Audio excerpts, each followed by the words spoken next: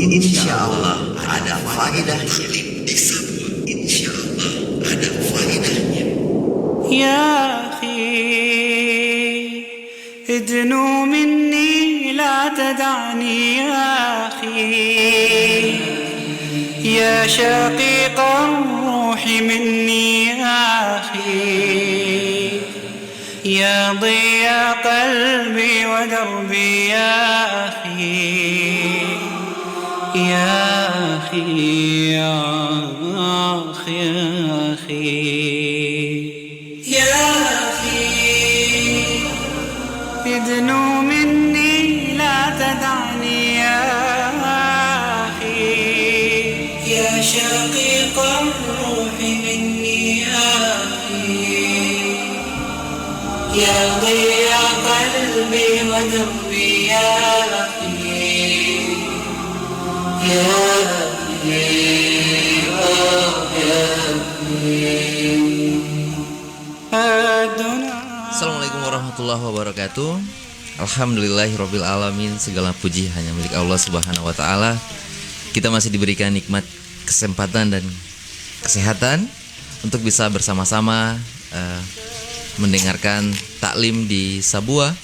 Insya Allah ada faedahnya. Kali ini bersama dengan Al-Ustadz Dwi Hudoyono SHLC, atau biasa kita panggilan akrab beliau Abu Aisyah. Kita menyapa dulu beliau. Assalamualaikum warahmatullahi wabarakatuh, Ustadz. Waalaikumsalam warahmatullahi wabarakatuh. Apa kabar, Ustadz? Alhamdulillah. Alhamdulillah. Siap. Baik.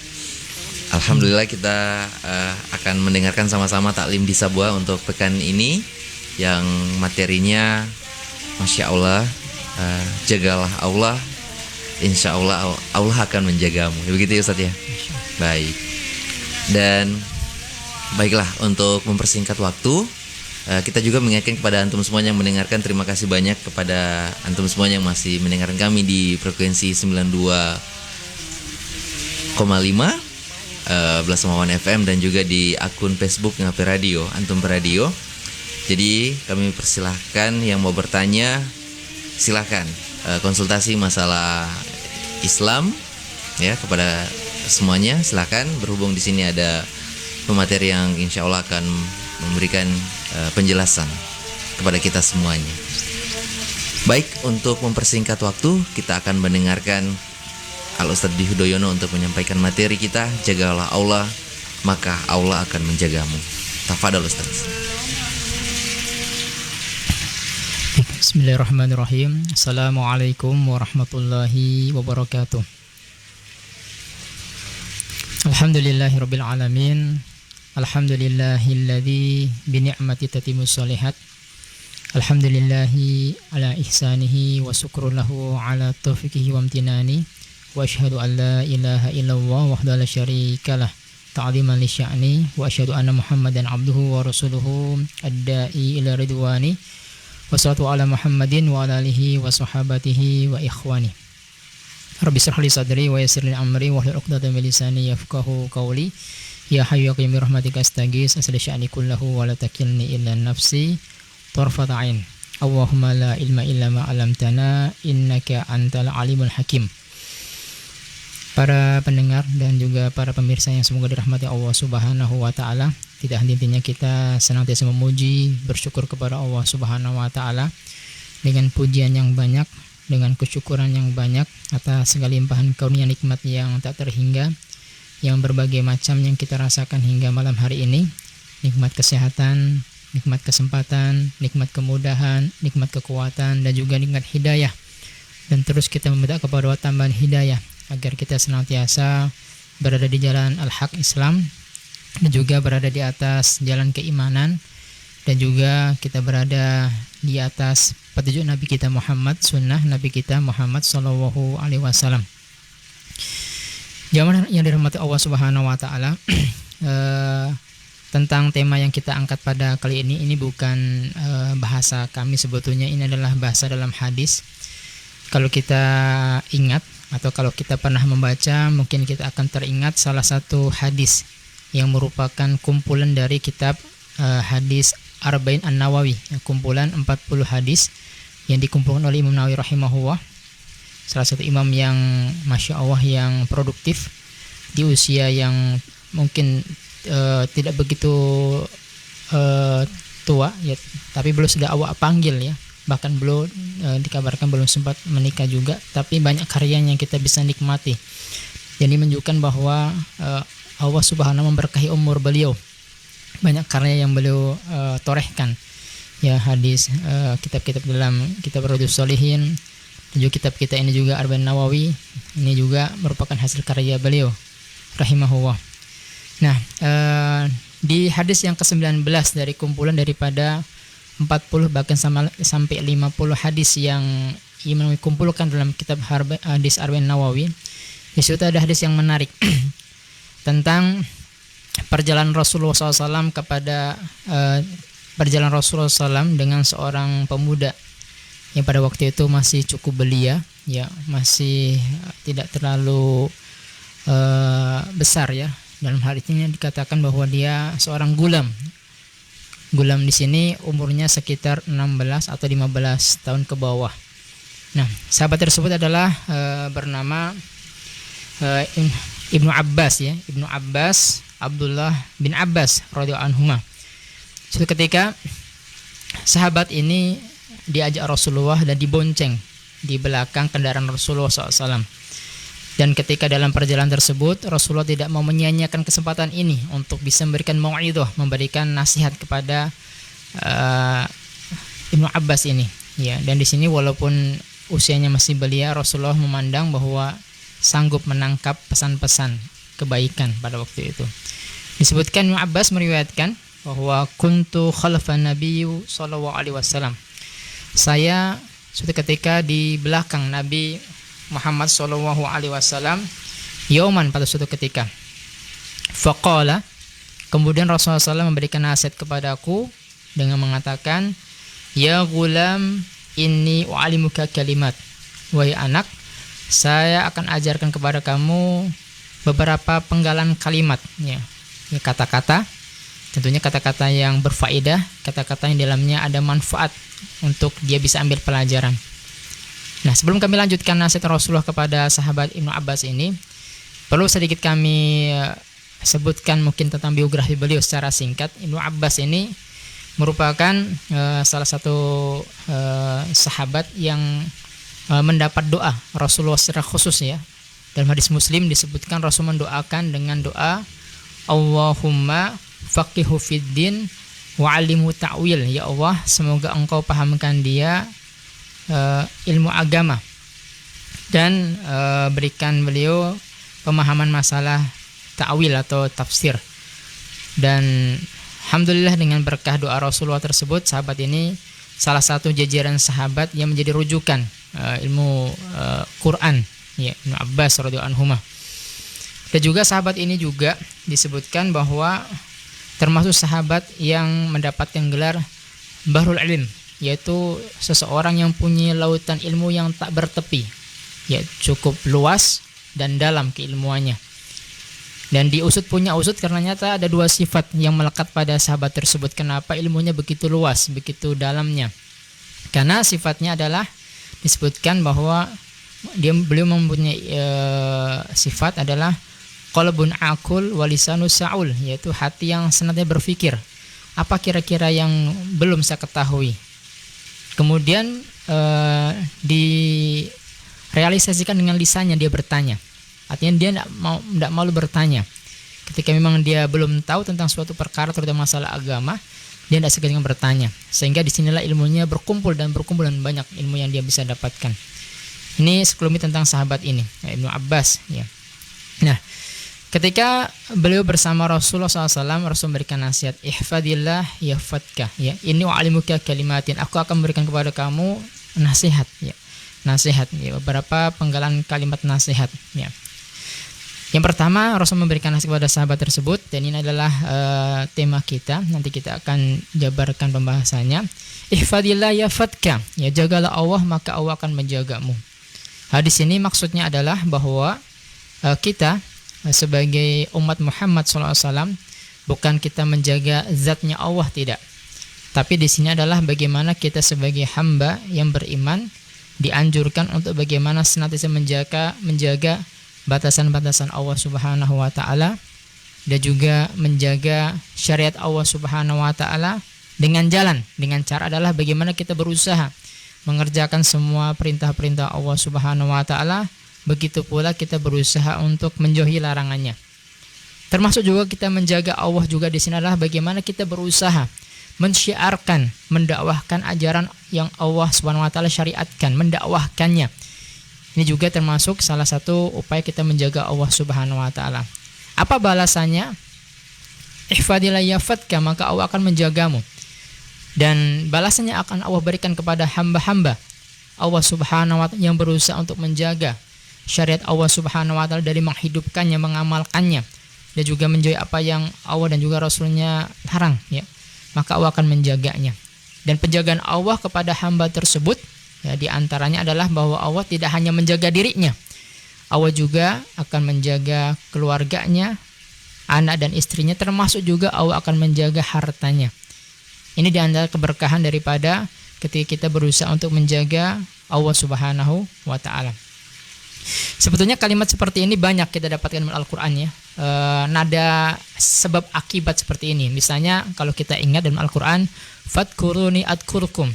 Kata Allah, ingatlah aku, wahai hamba-hamba Allah, maka aku akan ingat kepada engkau. Artinya jangan lupakan Allah, maka Allah tidak akan melupakan kita. Waskuruni wala takfuruni. Ya, bersyukurlah kepadaku, ya. Dan kalian jangan kufur nikmat, kata Allah Subhanahu wa taala. Ini juga kadang kita temukan dalam Al-Qur'an. Atau juga misalnya dalam Al-Qur'an juga dalam petikan-petikan nasihat, misalnya kama tadinu tudanu, sebagaimana kamu berbuat, ya, kamu juga akan mendapatkan balasannya. Sebagaimana kita memberikan misalnya contoh teladan yang tidak baik, itu juga balasnya kita akan dapatkan, ya. Jadi ini kembali kepada kaidah juga dalam surat Al-Isra misalnya, in ahsantum li anfusikum. Kalau kalian berusaha untuk berbuat kebaikan, maka kebaikan itu akan kembali kepada kalian. Wa in asatum falaha, kalau kita berbuat keburukan juga kembali kepada kita juga. Dan juga kaidah yang lain juga, misalnya kalau kita ingat manjadda wajada, barang siapa yang bersungguh-sungguh maka dia akan mendapatkan apa yang dia cita-citakan. Misalnya man sabara dhafara, barang siapa yang bersabar maka dia akan sukses misalnya. Ini juga kita kadang dapatkan petikan seperti itu. Nah, kembali kepada tadi tentang tadi keberkahan daripada hamba-hamba Allah yang berusaha untuk menjaga Allah, maka Allah akan menjaga dirinya. Ada beberapa contoh yang kita bisa lihat, dan ini disebutkan dalam sarah hadis ini, bahwa di antara keberkahan misalnya disebutkan di situ contohnya Asma binti Abi Bakar. Asma binti Abi Bakar, ya. Saudarinya sahabiah Aisyah radhiyallahu anha. Disebutkan bahwa Masya Allah kalau kita lihat termasuk sahabiah yang mengiring hijrah Rasulullah di awal kali ke Madinah bersama ayahandanya, ya. Dia membawakan makanan dan seterusnya, ya. Asma disebutkan istri dari Zubair bin Awam, ya, radhiyallahu anhu. Disebutkan di usia yang ke-100 tahun, Masya Allah, Allah berikan dia keutamaan panjang umur. Disebutkan bahwa giginya itu masih utuh, tidak ada yang tanggal. Masya Allah, biasanya kan wajarnya ya kalau usia segitu biasanya sudah banyak yang berjatuhan, ya. Tapi Masya Allah disebutkan masih bagus. Kemudian juga disebutkan juga ada seorang syekh, ya. Ketika itu dia sudah umurnya 100-an juga, ya. Artinya di atas umur rata-rata seorang sudah tua, ya, 60-70 di atas itu. Itu ketika dia mau turun dari kapal, ya, kalau kita lihat di kapal itu kan agak tinggi, ya. Dia tidak turun lewat tangga, tapi dia lompat. Anak-anak muda pada waktu itu pada kaget. Ya Syekh, kenapa Anda begitu kuatnya, mampu di usia yang segitu? Seharusnya kita sudah bungkuk-bungkuk, ya sudah. Tuh. Jawabannya sama, dia mengatakan ketika saya masih mudanya menjaga Allah, maka di usia tuanya juga Allah menjaga saya. Masya Allah, ini juga keberkahan juga. Dan di antara juga keberkahan juga orang-orang yang berusaha untuk menjaga Allah SWT dalam surah Al-Kahfi misalnya, bahwa Allah juga akan menjaga keluarga atau anak-anak kita, bahkan kalau kita meninggal pun Allah akan jaga. Ya, kita bisa lihat misalnya surat yang disunahkan dibaca di hari Jum'ah, surat Al-Kahfi. Ya. Di situ ada ayat yang menceritakan tentang perjalanan Nabi Musa alaihissalam dengan Nabi Khidir. Ketika itu Nabi Musa berusaha untuk belajar ilmu dengan Nabi Khidir alaihissalam. Nah, ketika itu tiba-tiba Nabi Khidir ketika berkunjung ke sebuah kampung ya, yang harusnya diberikan pelayan yang baik karena dia tamu, tapi ternyata diindahkan. Tapi ternyata Nabi Allah ini ketika melihat di situ ada sebuah rumah yang hampir roboh, dia perbaiki. Nabi Musa alaihissalam pada waktu itu heran, kenapa engkau membantu di sebuah kampung yang tidak memberikan kepada kita penghormatan dan seterusnya, bantuan. Nah, ternyata Nabi Khidir biarkan saja, dan ternyata setelahnya Nabi Khidir menjelaskan bahwa aku melakukan itu bukan serta-merta, tapi karena ilham dari Allah Subhanahu wa taala, dan karena Allah sebutkan wa ammal jidaru fakana ligulamaini yatimaini fil Madinah. Ya, saya memperbaiki rumah pagar pada waktu itu yang sudah mau roboh, itu adalah milik dua anak yatim. Ya. Yatim, ya. Kenapa Nabi Khidir membantu dua anak yatim tersebut? Ya. Wa kana tahtahu kanzulahuma. Ya. Karena di bawahnya itu ada kunuz, ada perbendaharaan harta, ya. Untuk dia bisa pakai untuk kehidupan dia, ya, walaupun orang tuanya telah tiada. Itu karena apa? Wa kana abuhuma sholihah. Karena orang tuanya, bapaknya adalah seorang yang soleh, seorang yang baik, ya. Fa'arada rabbuka ayyablugha ashuddahuma, dan Allah ingin dengan harta tersebut dia bisa tumbuh berkembang, ya, bisa menggunakannya untuk kebutuhan dia. Wa yastakhrija kanzahuma rahmatan min rabbik, ya. Ini sebagai bentuk rahmat dari Allah Subhanahu wa taala, ya. Wa ma fa'altuhu an amri dzalika ta'wilu man lam tastati' alaihi sabra. Ini semua adalah karena petunjuk dari Allah Subhanahu wa taala. Di sini ayat ini banyak para ulama menjadikan dalil dari hadis ini tentang bagaimana Masya Allah Subhanahu wa taala tidak membiarkan, ya, ketika ada seseorang yang soleh, ya, anaknya walaupun dia telah tiada, Allah tetap akan menjaganya. Makanya Masya Allah ada beberapa juga para salafus saleh juga mereka memperbanyak ibadah kepada Allah Subhanahu wa taala, ya, dari surah-surah sunnahnya. Ketika ditanya, kenapa engkau memperbanyak sholat, kenapa engkau memperbanyak ibadah kepada Allah Subhanahu wa taala, dia mengatakan, saya beribadah ini, saya senantiasa menjaga ketaatan kepada ini bukan untuk saya, tapi untuk anak-anak saya juga, untuk anak-anak saya juga, untuk kebaikan anak-anak saya. Jadi mari para pendengar yang dirahmati Allah Subhanahu wa taala, bahwa seyogianya sebetulnya kebaikan-kebaikan kita, ketaatan kita kepada Allah Subhanahu wa taala itu kebaikannya, keberkahan tidak hanya kepada kita, nanti akan berbuah juga kepada orang-orang di sekitar kita. Ifadillah yafatka, jagalah Allah maka Allah akan menjagamu, ya. Kemudian ihfadillah tajidu tujahaka, ya, jagalah Allah maka Allah akan engkau akan dapatkan Allah di hadapanmu. Di sini bisa kita ambil faedah juga bahwa suyanya dalam masalah keimanan kepada Allah Subhanahu wa taala, para pendengar yang dirahmati Allah, bahwa mari kita sama-sama tumbuhkan rasa keimanan bahwa Allah senantiasa bersama kita, Allah senantiasa menyertai kita, dan Allah akan senantiasa mengawasi kita semua, dan Allah tahu kesulitan kita, dan Allah Maha tahu kebutuhan kita, ya, kebutuhan kita.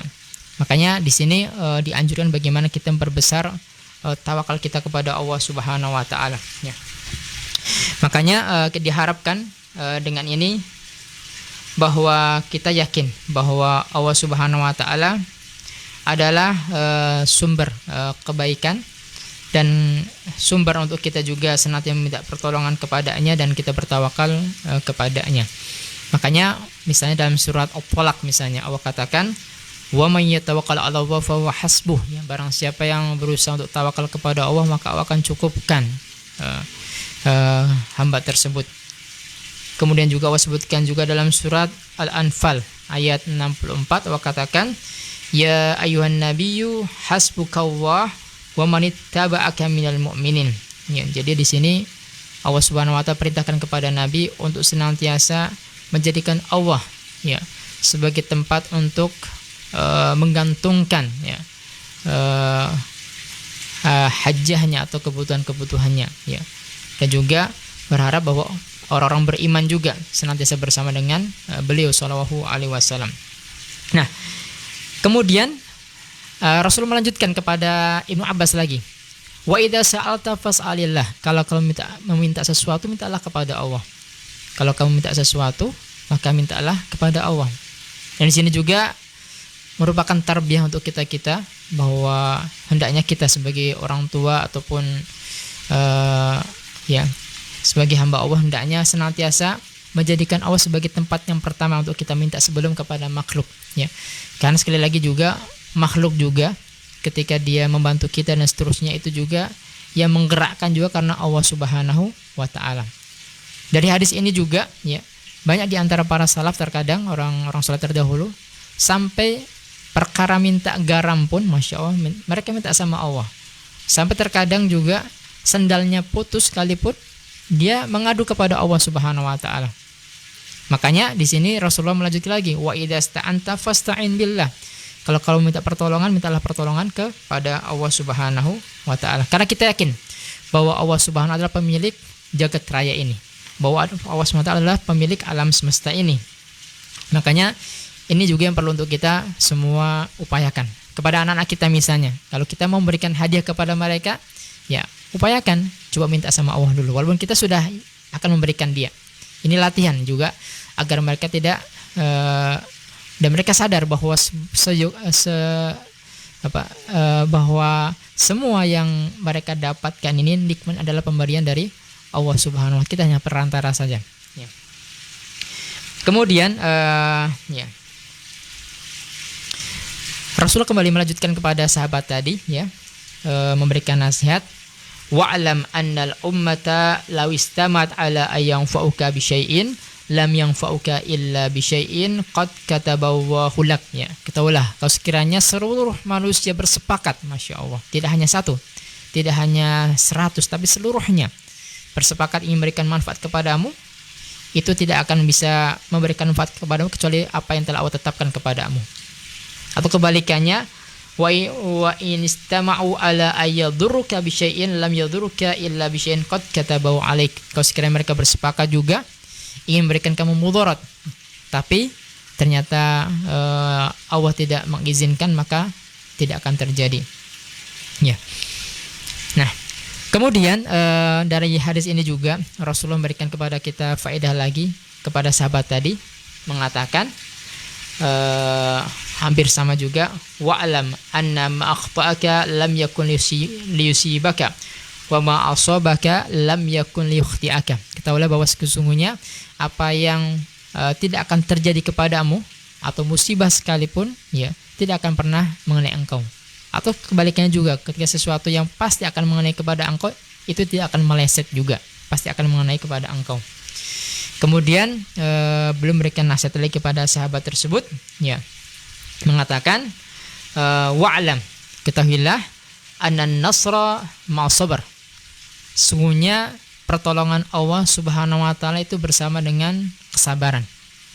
Pertolongan Allah akan bersama dengan kesabaran ya. Kemudian wa'lam anal faraja mal qarb. Sungguhnya bersama dengan kesulitan itu ada kemudahan ya. Ada jalan keluar ya.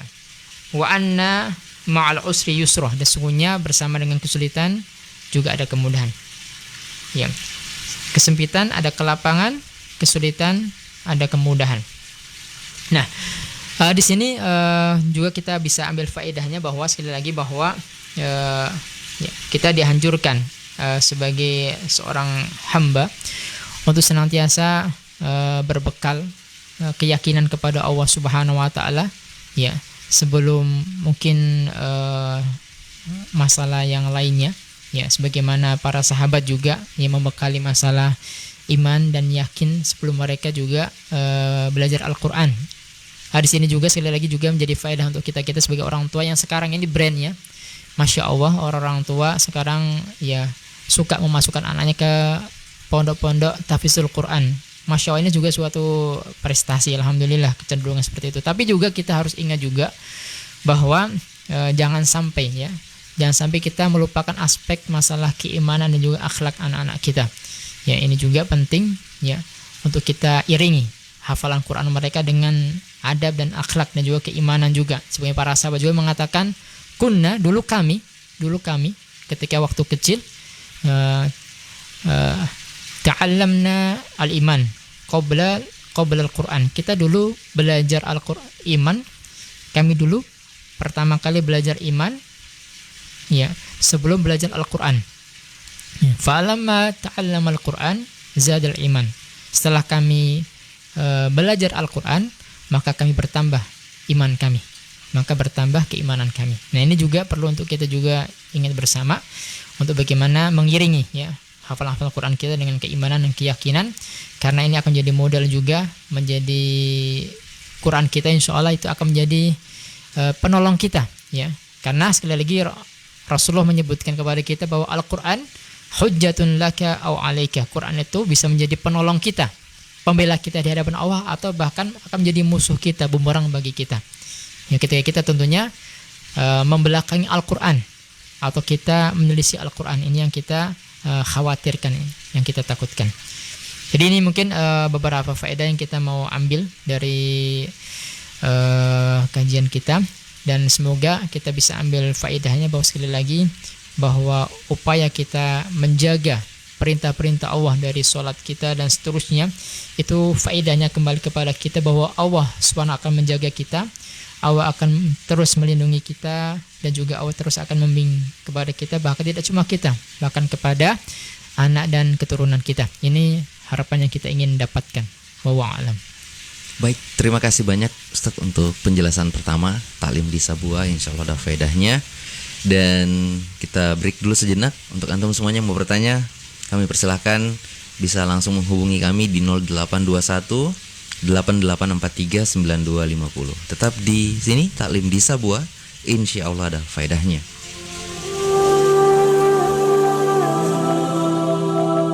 دستورنا القرآن وديننا الإسلام أركانه الجليلة دعائم الفضيلة ويا الشهادتان كعيدة إيمان والصوم والصلاة وحج والزكاة. Our guide is the Quran, our religion is Islam. Manado, nggak di dalam. Manado Kenapa tuh Ngi? Besok tabukir saya. Ya Gantian dulu. Masuk yuk. Masuk yuk. Oh iya.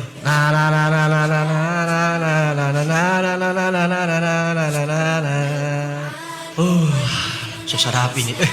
Sakit sampai perut tadi, Bes. Astagfirullah.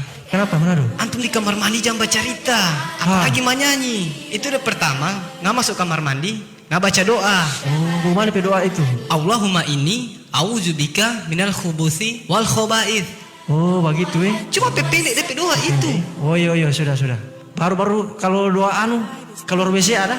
Tunggu dulu. Habis nggak baca doa masuk WC, nggak masuk kamar mandi dengan kaki kiri. Oh, begitu Kalau mau keluar WC bagaimana itu? Kalau mau keluar WC, nggak buka pintu kamar mandi, mana keluar dengan kaki kanan. Oh, begitu Baru baca DP doa. Apa DP doa? Ya ampun, gampang sekali DP doa ini masuk ke kamar dengan apa itu DP doa?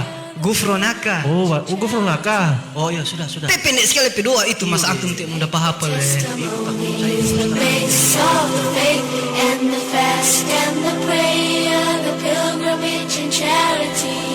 Kalau antum ke kamar mandi, jangan lupa baca doa. Allahumma inni a'udzubika minal khubuthi wal khaba'ith. Dan masuk didahului dengan kaki kiri. Pada saat keluar dari kamar mandi dengan kaki kanan, bacalah Gufronaka. Semoga bermanfaat. Pesan sunnah ini dipersembahkan oleh Ikhwah Lesmawan. طلع البدر علينا من ثنيات الوداع وجب الشكر علينا ما دعا لله داع ما دعا لله داع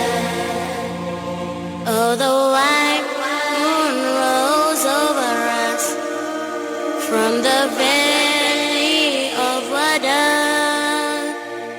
and we owe it to show gratefulness, where the call is to Allah, where the call is to Allah.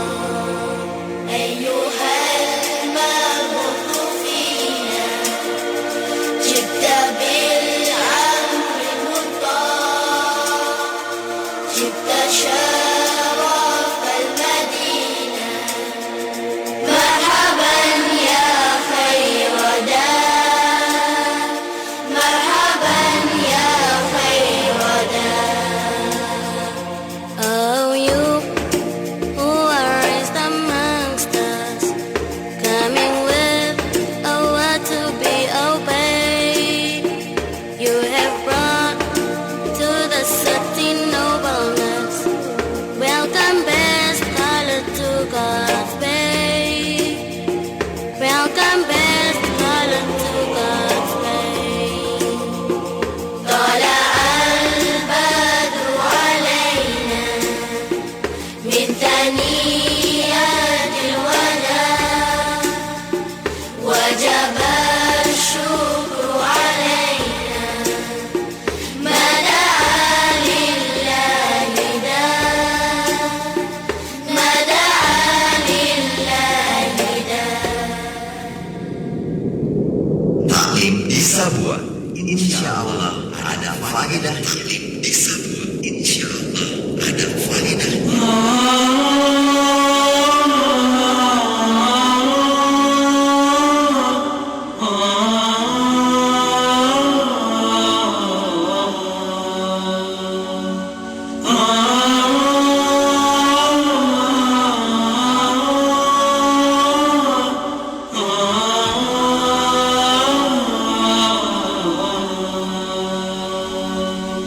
Baik, masih bersama kami Taklim di Sabua, insya Allah ada faedahnya. Masih bersama dengan Al Ustadz Dwi Hudoyono LC, yang insya Allah untuk di segmen kedua ini akan menambahkan tentang tema kita, yaitu faedah.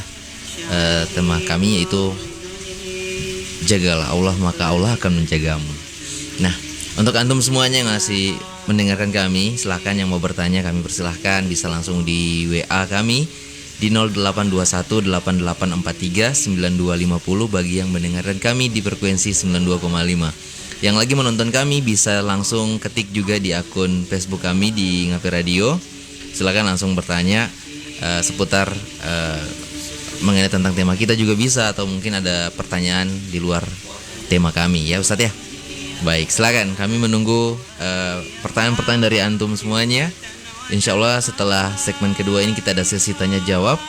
Dan baiklah, kita akan mendengarkan kembali Taklim di Sabua, penambahan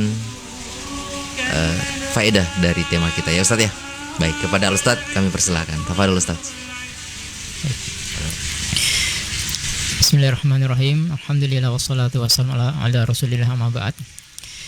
Baik, kalau kita perhatikan juga para pendengar pemirsa yang dirahmati Allah, dari perjalanan kisah yang tadi Rasulullah SAW lakukan bersama sahabatnya mulia Ibnu Abbas radhiyallahu anhuma, yang ketika itu masih belia, ini dengan bahasa-bahasa yang indah ya, yang mengatakan ya gulam. Ini juga pentingnya untuk kita, bagaimana ketika kita mengajak sesuatu dengan bahasa-bahasa yang lembut ya, sebagaimana yang Rasulullah qudwah kita juga mengajarkan ya.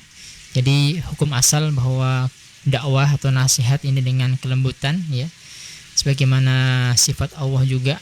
Allah mengatakan bahwa inna warrafiq yuhibbur rifqa, sesungguhnya Allah itu maha lembut dan menyukai kelembutan. Dan ini tidaklah sifat ini melekat pada sesuatu kecuali akan menambah keindahan. Dan ketika sifat lembut ini akan tercabut atau hilang dari sesuatu, maka akan menghilangkan keindahannya. Dan ini penting juga contohnya dalam rumah tangga juga ya. Ini penting untuk kita saling belajar bagaimana menggunakan kata-kata yang baik ya, yang santun dan seterusnya dalam menyampaikan, memberikan nasihat ya kepada anak didik kita atau kepada pasangan kita, terhadap anak-anak kita juga. Dan mari kita banyak beristighfar kepada Allah. Mungkin kalau selama ini mungkin kadang kami juga ya, kadang kerap ya, mungkin terbawa emosi dan seterusnya. Untuk ke depan bagaimana kita lebih bisa mengontrol lisan kita dan seterusnya dalam memberikan pesan-pesan dakwah. Dan ini adalah kaidah dalam berdakwah juga. Sebagaimana yang Allah ingatkan ya dalam Al-Qur'an, ud'u ila sabili rabbika bil hikmati wal mau'izatil hasanah. Ajaklah manusia ke jalan Allah Subhanahu wa taala dengan penuh hikmah dan mau'izah dengan nasihat yang baik ya. Ini juga perlu untuk kita lihat kepada siapa kita berbicara, dengan kapan waktunya ya, kemudian juga melihat objek dakwah kita itu siapa. Nah, ini juga penting untuk kita perhatikan. Kemudian tadi kita sampaikan bahwa hikmah sekali lagi dengan kita berusaha untuk menjaga syariat Allah Subhanahu wa taala, menjaga batasan-batasan Allah Subhanahu wa taala, perintah juga larangannya, maka Allah akan memberikan kepada kita penjagaan juga ya. Allah berjanji juga akan menjaga kita, akan melindungi kita, bahkan Allah akan memberikan kepada kita tambahan petunjuknya. Termasuk kalau di sini kita berusaha untuk semangat dalam berdakwah, semangat dalam menyampaikan kebaikan ya.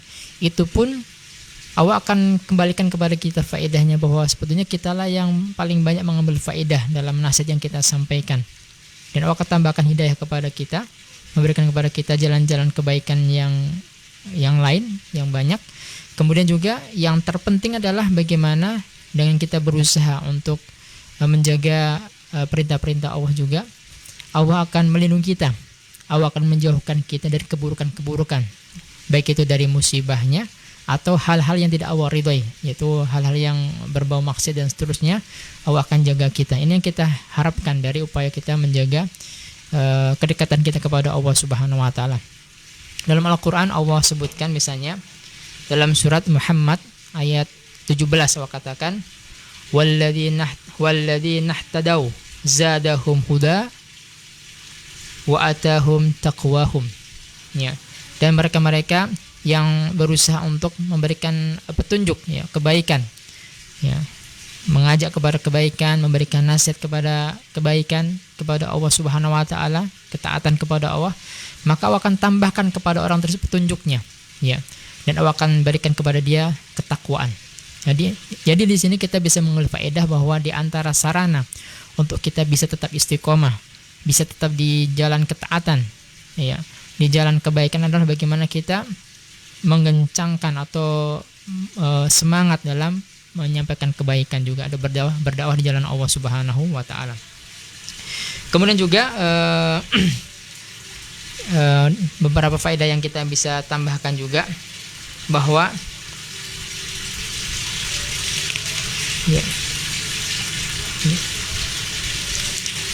Rasulullah tadi terluput ada satu faedah yang Rasulullah sampaikan kepada sahabat tadi ya.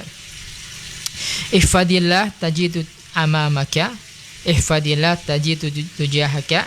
Kemudian di sini yang kami tadi luput sampaikan, ta'aruf ila wa fir rakha ya'rifka fi syiddah. Ta'aruf ila wa fir rakha ya'rifka fi syiddah ya. Ya. Berusahalah tetap mampu ingat Allah Subhanahu wa taala dalam keadaan rakha, dalam keadaan lapang, dalam keadaan sehat, dalam keadaan senang, dalam keadaan kita dicukupkan rezeki kita, maka Allah berjanji akan tetap ingat kepada kita dalam kondisi sempit, dalam kondisi sempit susah. Terutama di akhirat kita sangat membutuhkan syafaat-syafaat dari Allahnya, dari Rasulnya, dan juga amal-amal soleh kita. Nah, ini ujian kepada kita semua para pendengar dan pemirsa yang dirahmati Allah Subhanahu wa taala. Bagaimana kita diuji di sini? Biasanya minta maaf kita sebagai hamba yang dhaif ini, yang kadang kita banyak kelemahan iman kita dan seterusnya. Kita biasanya dalam kondisi sempit, dalam kondisi susah, kita rajin berdoa kepada Allah. Bahkan kita rajin menjaga sholat kita. Kita rajin menjaga puasa sunnah kita. Bahkan kita rajin berzikir dan membaca Al-Quran kita dan seterusnya. Dalam kondisi sempit terkadang begitu kuatnya hubungan kita dengan Allah Subhanahu wa taala. Tapi terkadang, walaupun tidak semuanya ya, ketika Allah berikan dia ujian ya, berupa kelapangan rezeki, kesehatan, kebaikan-kebaikan, terkadang kebiasaan baik ini dia sudah mulai kendor. Sholatnya sudah mulai agak malas-malasan, termasuk puasa sunnah juga mulai agak malas-malasan, kemudian baca Qur'annya dan juga doa dan zikirnya juga. Padahal seyogyanya, seharusnya ketika Allah berikan kepada kita nikmat sehat, ya, diberikan kepada kita nikmat harta misalnya yang Allah titipkan kepada kita, disitulah titik harusnya kita semakin banyak bersyukur kepada Allah dan banyak melakukan ketaatan kepada Allah Subhanahu wa Ta'ala. Dan ini adalah bukti syukur kita kepada Allah. Ingat bahwa kesyukuran itu tidak hanya dalam hati kita, dalam lisan kita alhamdulillah saja, tapi kita buktikan dengan jawarah kita, anggota badan kita, dengan semakin taat kepada Allah Subhanahu wa Ta'ala. Dan ini kita bisa lihat contohnya yang real dari kondisi generasi terbaik para sahabat radhiyallahu anhum ajmain. Mereka para sahabat, ya, jangankan orang-orang fakirnya, orang-orang kaya pun rajin beribadah kepada Allah Subhanahu wa Ta'ala. Sehingga muncul hadis yang menceritakan pengaduan. Muncul hadis tentang pengaduan atau curhatan orang-orang fakir dari kalangan muhajirin yang pada waktu itu memang sebetulnya mereka berada di kota Makkah. Tapi ketika berhijrah, harta mereka ditahan oleh orang musyrik, mereka tidak banyak harta yang mereka miliki. Mereka mengadu di hadapan Rasulullah SAW, "Ya Rasulullah, dhahaba ahlu dusur bil ujur." Ya Rasulullah memboyong orang-orang kaya dengan pahala yang banyak. Ya, yusalluna kama nusall, mereka salat, kami juga salat, wa yasum kama nasum, mereka berpuasa, kami juga berpuasa. Tapi yang lebihnya mereka orang kaya adalah mereka mampu berinfak, bersedekah lebih dari kami ini. Kami tidak mampu bersedekah karena kita tidak punya banyak harta. Ini pengaduan orang-orang fakir pada waktu itu. Maka Rasulullah memberikan jalan keluar, menyenangkan orang-orang fukara pada waktu mengatakan, bukankah dalam setiap tasbih, tahmid, takbir, tahlil adalah sedekah? Silahkan, kamu perbanyak itu saja. Nah, di sini Rasulullah memberikan panduan bahwa sedekah tidak mesti dengan harta, tapi dengan banyak berzikir juga termasuk sedekah. Ya. Ya. Maka mereka amalkan juga. Ya, amalkan itu. Bahkan Rasul mengatakan, bahkan wa fi bud'ahadikum shadaqah, ini kemarin kita telah jelaskan, berhubungan suami istri adalah sedekah juga kata Rasulullah. Ya. Kemarin kita ingat ya bahwa ya Rasul, kenapa kami melampiaskan syahwat kita juga sedekah? Ya, Rasul mengatakan bagaimana sekiranya kalian menempatkan pada sesuatu yang haram, itu adalah perbuatan dosa. Kalau kalian tempat kepada sesuatu yang halal, itu adalah pahala bagi kalian. Dan ternyata sedekah itu banyak ya, berkata-kata baik ada sedekah, mengajak kepada kebaikan juga sedekah, menjaga kepada kemungkaran sedekah, kita menghilangkan jalan dari menghilangkan penghalang di jalan atau gangguan juga sedekah juga, membantu saudara kita mengangkatkan barangnya juga sedekah, masya Allah. Dan masya Allah kita dibutuhkan banyak sedekah. Bahkan Rasul menyebutkan bahwa dari ujung rambut kita setiap hari itu, dari ujung rambut sampai ujung kaki itu ada 360 rusuk kata Rasulullah. Setiap persendian butuh disedekahi, masya Allah. Dan subhanallah, ini juga jalan yang luar biasa yang Rasulullah berikan kepada kita hadiah. Kata Rasulullah, dengan 2 rakaat sholat duha sudah mencukupi. Nah, ternyata kembali kepada cerita tadi, hadis tadi, orang fakir mengadu lagi, ya Rasulullah, ternyata orang-orang kaya pun tahu amalan ini, mereka juga banyak berzikir. Jadi Rasul mengatakan kepada mereka, ya, dzalika fadlu wa yu'ti man yasha, itulah keutamaan yang Allah berikan kepada siapa yang Allah kehendaki. Dari hadis ini kita bisa mengambil faedah bahwa masya Allah, orang-orang kaya pada waktu itu di zaman keemasan para sahabat juga rajin beribadah kepada Allah Subhanahu wa Ta'ala, tidak hanya orang fakirnya saja. Dan ini yang kita mau ambil, dan kita sangat berharap kepada kita semua yang sekarang ini Allah berikan kelapangan harta dan seterusnya. Mari ya, jangan jadikan harta kita melalaikan kita dari ketaatan kepada Allah Subhanahu wa Ta'ala. Mari kita berfasbur khairat, berlomba dalam ketaatan kepada Allah Ta'ala, baik yang fakir atau yang kaya, tetap bersemangat. Semoga dengan ketaatan kita, kesolehan kita, ya, menjaga hubungan baik kita kepada Allah, berkahnya tadi sekali lagi tidak hanya kembali kepada kita, tapi kepada keluarga kita, istri kita, bahkan kepada anak kita, bahkan kepada cucu kita, bahkan kepada harta kita yang kita tinggalkan. Allah akan jaga itu semua. Ini buah daripada kita menjaga Allah Subhanahu wa Ta'ala. Dan ini yang kita mau ambil pelajaran daripada hadis kita ini. Wallahu a'lam. Baik, terima kasih banyak Ustadz untuk penambahan di segmen kedua ini. Dan kita langsung saja kepada antum semuanya yang mau bertanya, kami persilahkan bisa langsung di WA kami atau bisa langsung menghubungi kami juga di nomor 0821 8843 9250 ya. Dan yang lagi menonton kami di akun Facebook di Ngapi Radio, Bisa juga langsung bertanya, silakan langsung ketik di kolom komentar kami ya. Dan ini sudah ada pertanyaan pertama dari Ibu Nutria Rembaen. Masya Allah. Ya. Guru ya Ustaz ini ya. Masya Allah. Di Bangkep. Balut ya. Dibalut ya. Masya Allah. Baik, terima kasih banyak. Ini Barakallah. kita langsung saja Ustaz Siap, dengan pertanyaannya. Assalamualaikum warahmatullahi wabarakatuh Ustaz. Assalamualaikum warahmatullahi wabarakatuh. Masya Allah. Mohon penjelasannya, apakah ada amalan khusus yang bisa mempercepat diijabahnya doa? Masya Allah. Terima kasih Ustaz. Baik. Bismillahirrahmanirrahim. Wassalatu wassalamu ala rasulillah ma ba'd. Ya, langsung saja. Memang ini Masya Allah, doa ini adalah ibadah ya. Doa huwal ibadah. Doa adalah ibadah. Bahkan dalam hadis yang lain, doa mukhul ibadah. Doa adalah intisarinya ibadah.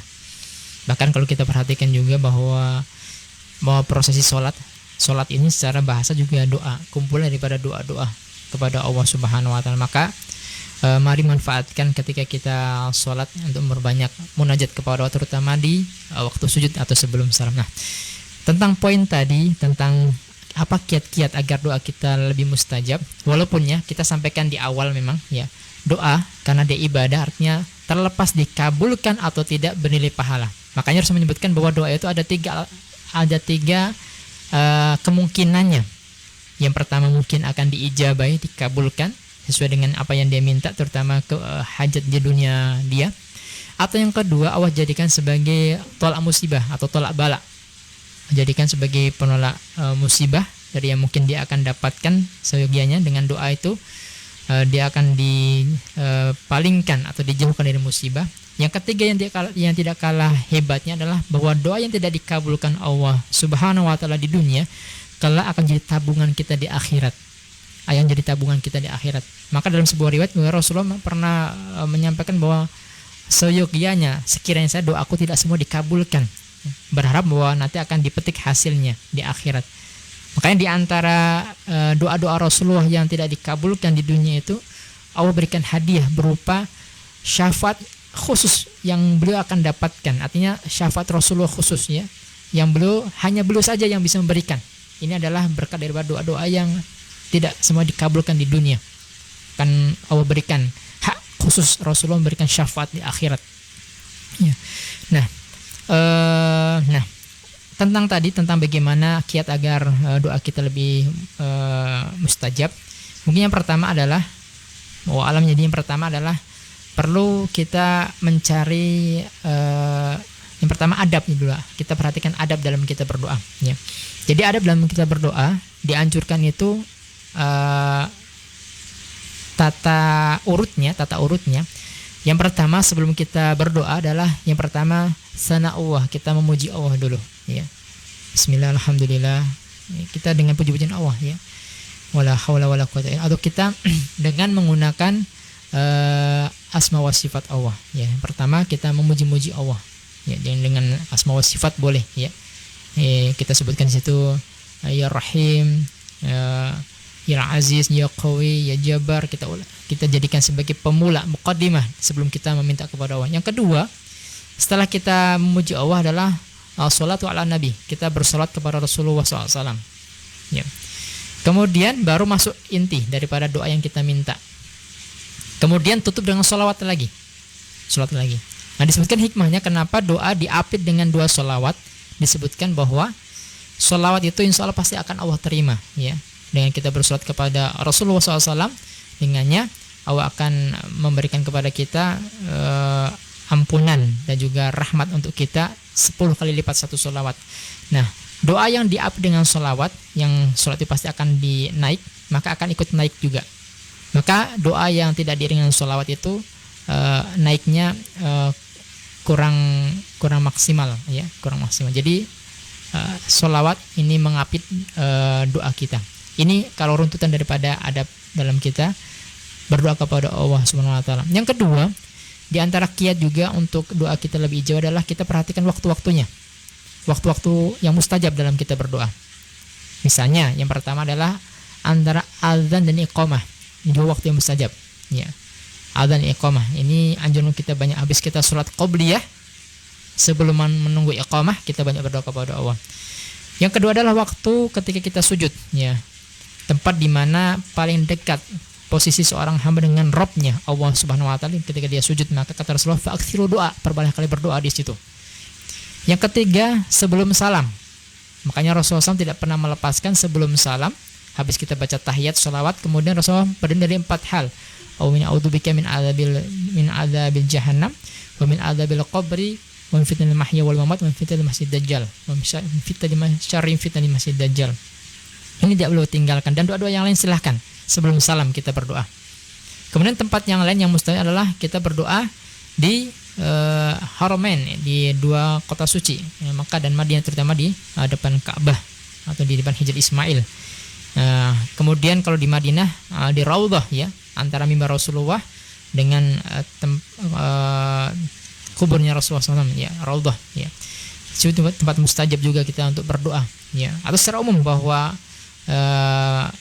Haramain, sekitar kawasan Ka'bah dan juga Masjid Nabawi adalah tempat mustajab untuk kita berdoa, tempat itu. Kemudian kalau di hari haji di Padang Arafah, tempat yang mustajab juga untuk kita berdoa. Yang ketiga, kita perhatikan tadi waktu, ya.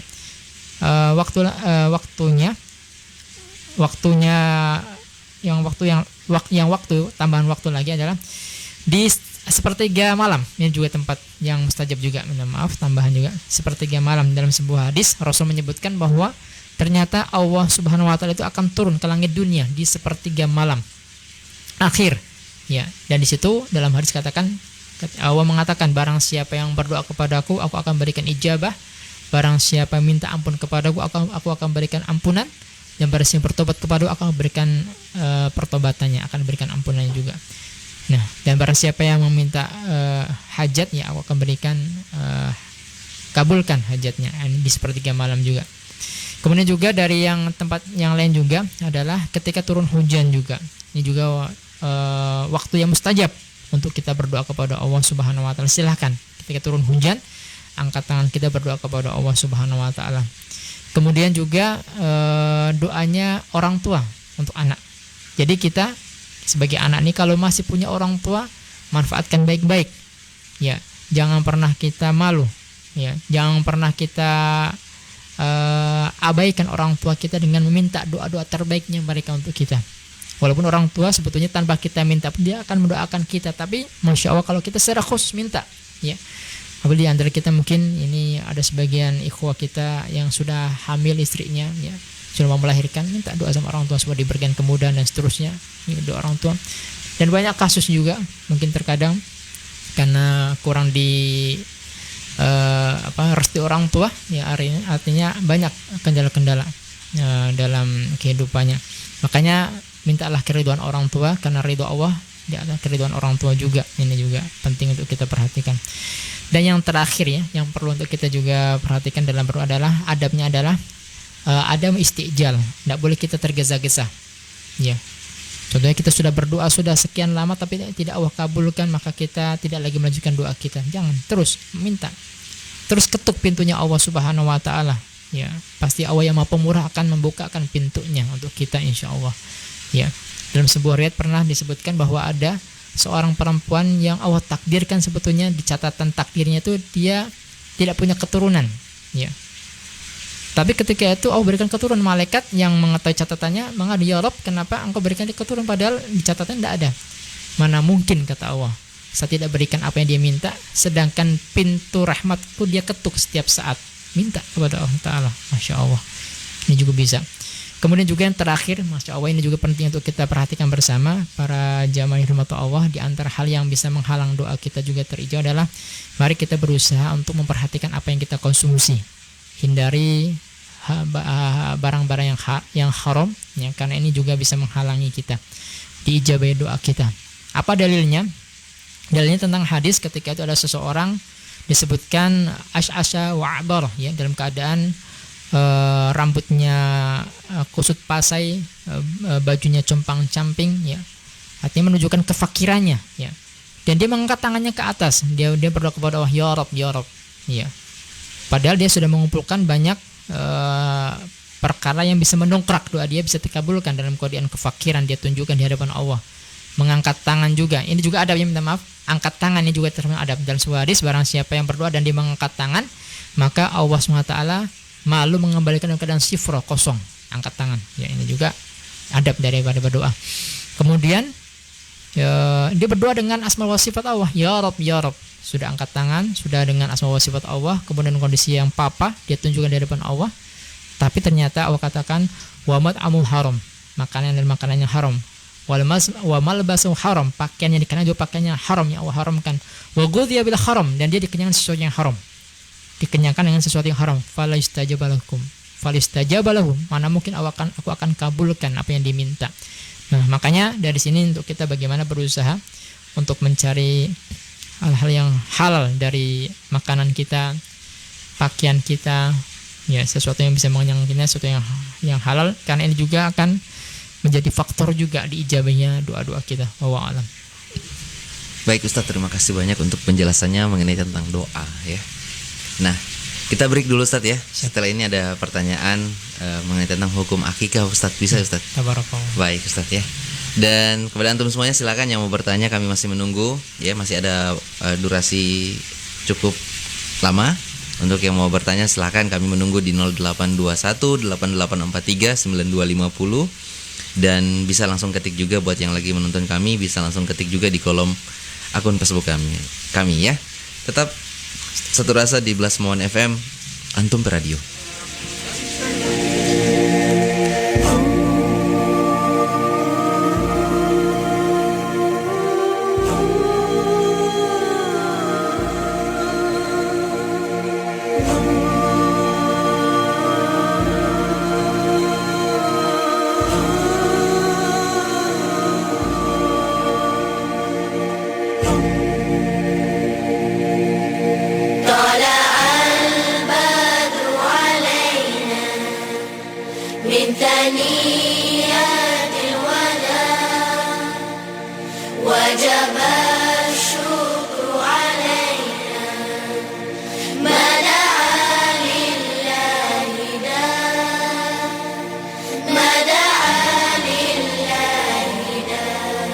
Allahu Akbar, Allahu Akbar, Allahu Akbar,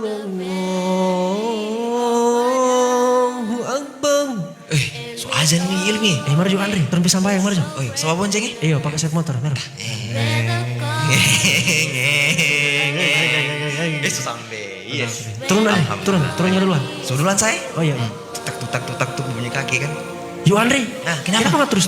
Bisa kah? Iya, ada di Arab itu. Astagfirullah. Oh, ada di doa. Ada di doa. Oh, apa di doa? Kalau doa masuk masjid itu, Allahumma firli dunubi waftafli abwaab rahmatik. Baru masuk dengan kaki kanan. Oh, itu di doa. Iya, astaga. Tak salahin. Baru kalau macam doa keluar masjid ada. Ada. Oh, apa di doa? Kalau doa keluar masjid itu Bismillah wassalatu wassalamu ala rasulillah. Allahumma inni as'aluka min fadlik. Allahumma a'simni minasyaitonir rajim. Baru kan keluar yang kaki kiri. Oh, begitu di Iya, doa. begitu orang Arab masuk masjid yang keluar. Terima kasih banyak ini. Parit Parit Oke. Iya, besok ini so tahu berarti. Besok. Masalahnya saya ini jarang masuk masjid. Nah, itu DP problem berarti. Ya akhi, untuk doa masuk masjid, Allahumma gfirli dunubi waftafli abwaab rahmatik. Baru masuk dengan kaki kanan. Kalau doa keluar masjid, Bismillah wassalatu wassalamu ala rasulillah. Allahumma inni as'aluka min fadlik. Allahumma a'simni minasyaitonir rajim. Baru keluar yang kaki kiri. Semoga bermanfaat. Syukron. Pesan sunnah ini dipersembahkan oleh Ikhwah Blast Mohon. La ilaha illallah, la ilaha illallah, la ilaha illallah, la ilaha illallah, Muhammadur Rasulullah, Muhammadur Rasulullah, Muhammadur Rasulullah sallallahu alaihi wasallam. Al-Khaliq made the oceans, rivers, lakes, streams and rain. Bow their waves in pure submission. Upon the earth to praise his name.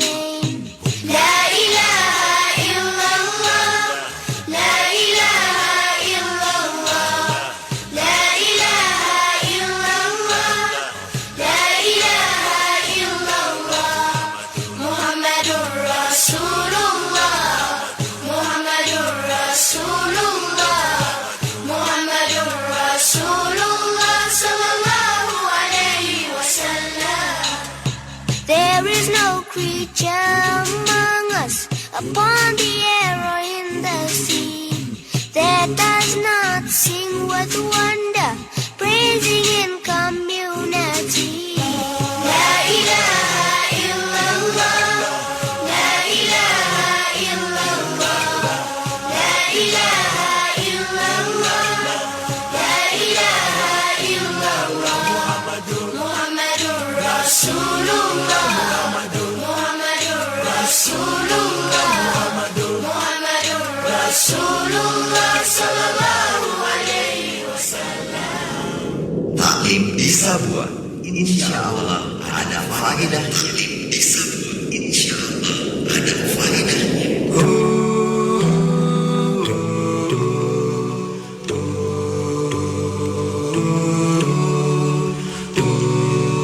Baik, masih bersama kami Taklim di Sabua, insya Allah ada faedahnya untuk kita semuanya. Dan kita masih di sesi tanya jawab ini di segmen ketiga kita. Jadi silakan buat yang mau bertanya, kami persilahkan. Bisa langsung ketik di kolom Facebook kami. Juga bisa langsung bertanya di 0821 8843 9250. Bagi yang mendengarkan kami di rumah, sementara di luar rumah juga, lagi di jalan, di mobil ya, yang mau bertanya kami persilahkan bisa langsung WhatsApp kami di 0821 8843 9250 ya. Baik, sambil menunggu pertanyaan dari antum semuanya, ini ada pertanyaan Ustadz tentang bagaimana tentang hukum akikah Ustadz. Tafadhol Ustadz. Baik. Bismillahirrahmanirrahim. Wassalatu wassalamu ala rasulillah ba'd. Di pertama-tama kami ucapkan selamat juga kepada Andri ini. Alhamdulillah sudah menjadi bapak. Masya Allah, sudah dikaruniai seorang putri ya, semoga jadi anak yang solehah dan bisa menjadi pelanjut kebaikan orang tuanya, dan semoga ke depan bisa bermanfaat bagi umat, agama, dan juga negara kita ini insyaallah. Baik, ya, insyaallah hari Sabtu nanti ya, Iya, makan akikah insyaallah. Jadi secara hukum asal akikah itu hukumnya sunnah muakkadah, ya, tidak sampai wajib sebetulnya. Sunnah yang ditekankan, sunnah yang sangat ditekankan. Berdasarkan hadis Rasulullah SAW bahwa kullu maulid, bahwa setiap yang terlahir itu rahinatun bil akikotih, ya, setiap yang terlahir itu tergadaikan dengan akikahnya, tergadaikan dengan akikahnya. Jadi ini adalah rangkaian daripada sunnah ketika anak berumur 7 hari. Jadi ketika anak berumur 7 hari itu ada 4 sunnah yang mesti dia lakukan. Yang pertama, segera memberikan nama. Yang kedua, segera mencukur rambutnya. Ini cukur rambut juga perlu untuk kita perjelas bahwa tidak setengah-setengah ya. Biasanya ada orang cukur cuma sedikit saja, sekedar formalitas. Tidak, kalau boleh cukur habis. Kenapa? Karena nanti rambutnya ini nanti akan kita timbang, dan berapa beratnya itu nanti kita akan sedekahkan seharga perak. Kalau biasa sebagian orang tua mampu dengan emas silahkan, tapi standarnya perak. Kalau perak kemarin saya hitung pernah tanya 1 gramnya cuma 25.000 atau 30-an lah. Kalau emas kan agak mahal ya. Jadi itu. Jadi nanti disedekahkan dengan seberat itu rambut dari anak tersebut. Sunnah yang ketiga, ya, apalagi ini perempuan paling bagus, segera dikhitan. Jadi khitan juga tidak cuma untuk laki-laki, perempuan juga. Dan kalau perempuan paling bagus ketika masih kecil, karena tidak berasa dia, dan ya, tapi ya tidak berasa ya. Biasanya kalau sudah besar agak repot dan seterusnya. Dan memang ada, semoga lah di sini ada ya tukang sunat perempuan. Biasanya ini jarang, tapi insya Allah apalagi orang kesehatan lebih insya Allah tahu itu. Lebih bagus perempuan dikhitan agar bisa mengontrol syahwatnya semakin bagus. Ya, yang kelima ini, keempat ini adalah di akikah. Di akikah ini hari yang ke-7. Nah, dan aturan dalam akikah juga, kalau ternyata qadarullah si orang tua ternyata belum mampu mengakikah di hari yang ke-7, maka dia boleh kelipatannya tanggal 14 atau 21 atau kapanpun dia mampu, silahkan. Nah, kemudian syariat tentang akikah ini dianjurkan dengan seekor kambing atau dengan kambing, ya, minta maaf, kambing, dan disunahkan bagi yang anak laki-laki bisa 2 ekor kambing, untuk perempuan 1. Satu. Dalilnya sebagaimana ketika cucu Rasulullah Hasan dan Husain ini di akikah, maka Rasulullah mengakikah dengan kambing atau domba ya, yang jantan. Nah, tapi ini artinya ini afdol. Nah, lalu bagaimana dengan orang tua yang mungkin tidak mampu dengan membeli kambing jantan karena mungkin harganya agak mahal sampai 2 jutaan mungkin atau 1 juta lebih misalnya. Bolehkah dengan betina? Secara umum diperbolehkan, silahkan. Ya, betina ya, tapi tetap juga syarat daripada hewan kurban juga sama dengan syarat hewan akikah sama dengan hewan kurban ya. Jadi kalau kita mau mencari kambing, perhatikan ya, yang pertama cukup umurnya ya, minimal 1 tahun. Kalau dia domba bisa 6 bulan. Kemudian tidak ada cacatnya ya, kemudian tidak tidak berpenyakit ya, sehat. Kemudian keempat, tidak terlalu kurus juga. Ini sama dengan hewan kurban juga seperti itu. Kita perhatikan itu. Nah, kemudian kalau ternyata juga tidak mampu 2, anak laki-laki misalnya tidak mampu 2, cukup 1 sudah mencukupi kata para ulama kita. 1 sudah mencukupi. Yang penting dengan kambing. Intinya dengan kambing, ini syaratnya dengan kambing. Makanya Aisyah pernah ditanya radhiyallahu anha, wahai ummul mukminin, bolehkah saya berakikah? Kami berakikah dengan onta. Kata Aisyah radhiyallahu anha, dengan kambing lebih afdol, lebih utama, karena itu yang Rasul contohkan. Dengan kambing. Tapi kalau sekiranya habis foto kambing dia mau tambah dengan sapi lagi atau silahkan kalau mempunyai, mungkin karena dia mungkin banyak kelebihannya, silahkan dia. Yang penting syaratnya kambing itu harus ada ya. Itu. Kemudian pembagiannya juga sama dengan pembagian kurban. Bisa dalam bentuk mentahan boleh juga ya, sepertiga untuk yang berkurban, sepertiga dihadiahkan, sepertiga disedekahkan boleh. Atau biasanya juga para sahabat ya, dia membuat hidangan segera mengundang orang-orang terdekatnya, keluarga, tetangga ya, teman, silahkan untuk sambil menikmati hidangan sebagai bentuk kesyukuran kita kepada Allah ya. Kita juga semoga dengan ini, dengan hadirnya orang-orang soleh yang kita undang, mendoakan kebaikan untuk anak kita juga. Wallahu a'lam. Itu. Baik Ustaz, terima kasih banyak Ustaz untuk penjelasannya. Dan kayaknya waktu kita sudah cukup ya. Terima kasih banyak ini buat penjelasan dari Ustadz, dan kita langsung saja ke kesimpulannya untuk tema kita malam ini, pekan ini tentang jagalah Allah maka Allah akan menjaga antum ya. Baik, kita langsung mendengarkan kesimpulan dari Ustadz Dwi Hudoyono LC. Tafadhol Ustadz. Baik. Bismillahirrahmanirrahim, wassalatu wassalamu ala rasulillah ma ba'd. Para pemirsa dan juga para pendengar yang dirahmati Allah Subhanahu wa taala, hadis ini adalah hadis yang agung, hadis yang besar, hadis yang luar biasa yang menjadikan nasihat yang berharga untuk kita semua umat Muhammad SAW tentang nasihat keimanan, nasihat keyakinan ya, tentang Allah Subhanahu wa taala, di mana kita berusaha untuk menanamkan di dalam hati kita keimanan kita, keyakinan kita tentang adanya Allah Subhanahu wa taala, bahwa adanya kebersamaan kita dengan Allah pencipta kita, dan kita yakin bahwa setiap kita yang berusaha dengan segenap upaya daya kita menjaga batasan-batasan Allah Subhanahu wa taala, menjaga syariat Allah Subhanahu wa taala, menjaga perintah dan juga larangan Allah Subhanahu wa taala kita hindari. Bahkan di sini juga masuk dalam menjaga syariat adalah bagaimana kita berusaha untuk mensyiarkan, untuk terus mendakwahkan ajaran Allah Subhanahu wa taala. Allah berjanji akan senantiasa membantu kita, akan senantiasa memberikan pertolongan kepada kita, bahkan akan senantiasa memberikan kepada kita petunjuk jalan-jalan kebaikan untuk kita, dan senantiasa akan memberikan tambahan hidayah untuk kita, tambahan ilmu untuk kita, dan juga Allah berusaha juga akan menjauhkan kita baik dari musibahnya, baik juga dari hal-hal yang tidak Allah ridhoi. Ini yang kita harapkan. Kemudian juga kita perlu untuk sama-sama sadari bersama bahwa yakinlah ya, jauhkan sifat takut ya, kita berada di atas kebenaran kebaikan ya. Selama kita berbuat kebaikan, insya Allah sekiranya seluruh manusia bersepakat ingin memberikan kepada kita mudarat ya, bahkan ingin membunuh kita sekalipun, Kalau Allah tidak berkehendak tidak akan terjadi. Atau kebalikannya, kalau sekiranya semua manusia bersepakat ingin memberikan kepada kita manfaat, tapi kalau Allah tidak mengizinkan pun tidak akan terjadi. Ini keyakinan kita kepada Allah Subhanahu wa taala. Jadi tidak perlu kita takut ketika kita berbuat kebaikan dan ketika kita berada di atas kebaikan. Kemudian juga kita juga perlu untuk tanamkan tentang bagaimana hendaknya kita menguatkan ya keterikatan kita dengan Allah Subhanahu wa taala. Wa idza sa'alta fas'alillah, kalau kita mintalah kepada Allah. Wa idza sta'anta fasta'in billah, kalau kita minta pertolongan, mintalah pertolongan kepada Allah. Ini menunjukkan kekuatan tauhid kita kepada Allah Subhanahu wa taala, tidak bergantung kepada makhluk.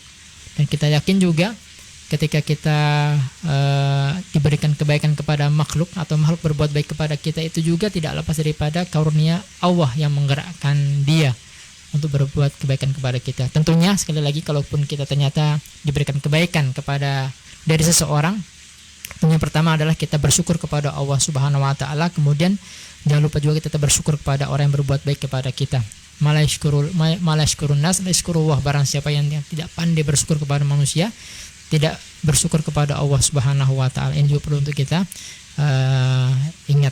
Dalam Al-Qur'an Allah katakan juga, wala tansawna fadlu bainakum, janganlah pernah kalian melupakan kebaikan dari orang-orang di antara kalian.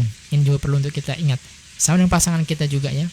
Kalau kita mungkin ada clash, ada hubungan yang tidak bagus dengan pasangan kita, ya jangan cuma kita lihat keburukannya, ingat juga kebaikan-kebaikannya. Ini akan mengokohkan jalinan hubungan keluarga kita.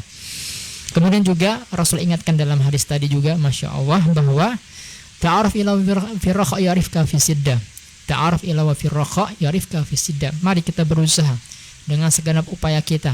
Ketika Allah memberikan kepada kita kelapangan, ya, rezeki yang cukup, kesehatan yang baik, ya, tempat tinggal yang nyaman dan seterusnya, mari kita jadikan sebagai sarana untuk semakin dekat kepada Allah Subhanahu wa taala. Mari jadikan kita semakin rajin beribadah kepada Allah Subhanahu wa taala.